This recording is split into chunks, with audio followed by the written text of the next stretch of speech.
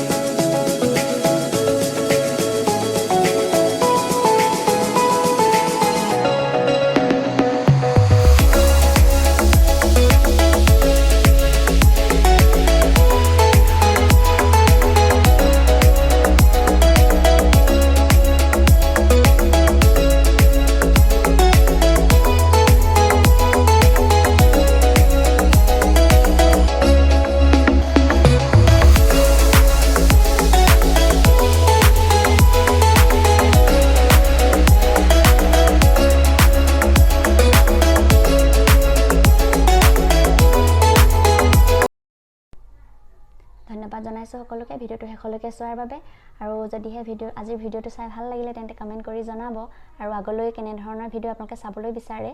হেয়া কমেন্ট কৰি জনাব লগতে লাইক কৰিব শ্বেয়াৰ কৰিব আৰু যদিহে এতিয়ালৈকে মোৰ চেনেলটো সাবস্ক্ৰাইব কৰা নাই তেন্তে সাবস্ক্ৰাইবো কৰি দিব আকৌ আহিম অন্য এটি ভিডিও লৈ নিৰিবিলি সময়লৈ তেতিয়ালৈকে বাই বাই